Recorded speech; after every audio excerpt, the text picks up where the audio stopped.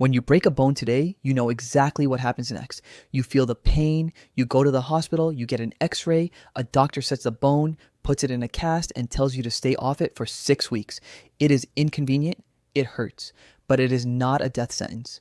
Now, imagine that same injury, a bad fall, a sudden crack in your leg, but there is no hospital. There is no cast, there is no pain medication, and most importantly, there is no guarantee that the people around you can afford to stop moving. For the vast majority of human history, an injury was not just a medical problem, it was a survival crisis. If you could not walk, you could not hunt. If you could not walk, you could not gather food. If you could not walk, you could not escape predators, and if your group had to move to follow the seasons or find water, a broken leg meant you might be left behind. But the archaeological record holds a surprise. When researchers look at the bones of ancient humans and our Neanderthal cousins, they do not just find evidence of injury, they find evidence of healing. Some of these bones show massive trauma, fractures that would have taken weeks or months to knit back together. And yet, the bone grew back. The person survived. How did they do it? What happened when an ancient human broke a bone?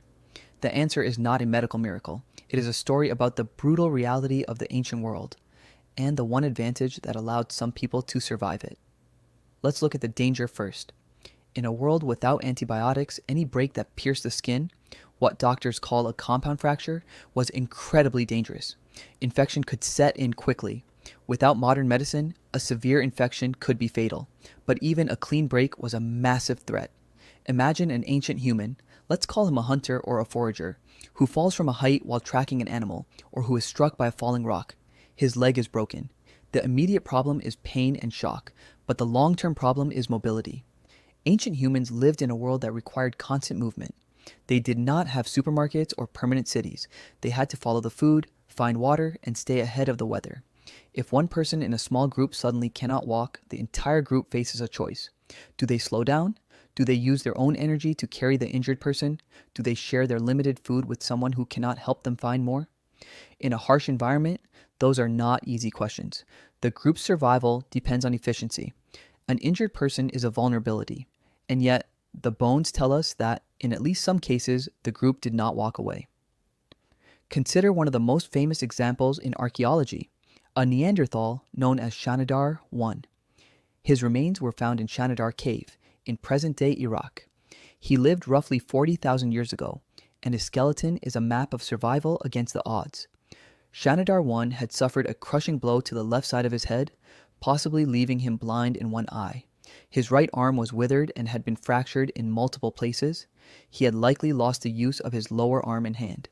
He had a healed fracture on his foot that would have given him a severe limp. These were not minor injuries. They were life-altering impairments.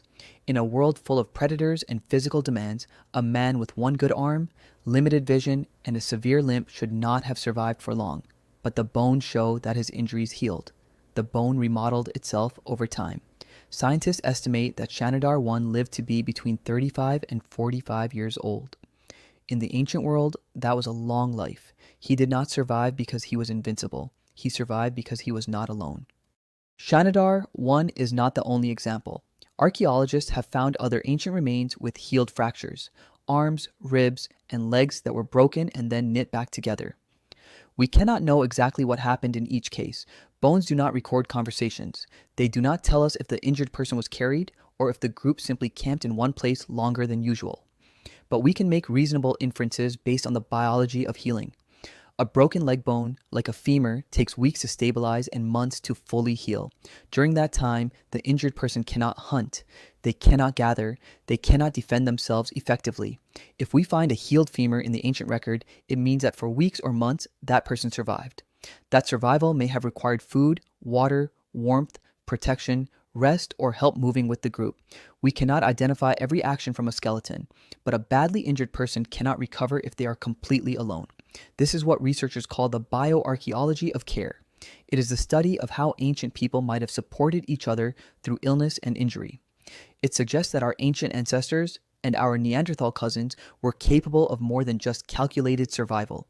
They were capable of cooperation and perhaps compassion. Of course, we have to be careful. We cannot romanticize the past. Not every injured person survived. Not every group could afford to stop and wait. In times of starvation or extreme danger, hard choices were inevitably made, and we cannot assume that ancient people had formal medical knowledge. There is no evidence that they understood infection the way we do, or that every group had a standard treatment for a fracture, but practical care did not require modern science. A group could see that a damaged leg could not carry weight. They could see that an injured person needed rest. Holding an injured limb still, giving someone time beside a fire, bringing softer food, or moving more slowly would not have required an x-ray machine to be useful.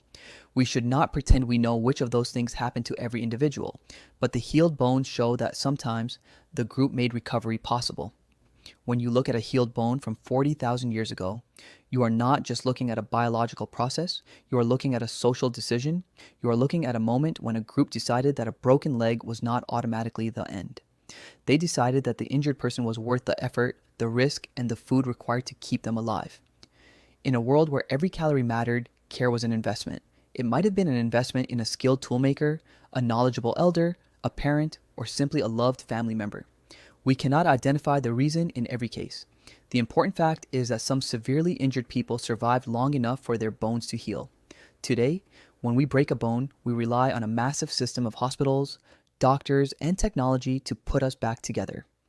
We take for granted that an injury is usually a temporary setback, but long before the first hospital was built, the first safety net was already in place. It was not made of plaster or painkillers, it was made of the people sitting around the fire. The next time you see a cast on someone's arm, remember how far we have come, but also remember that the instinct to help the injured is not a modern invention.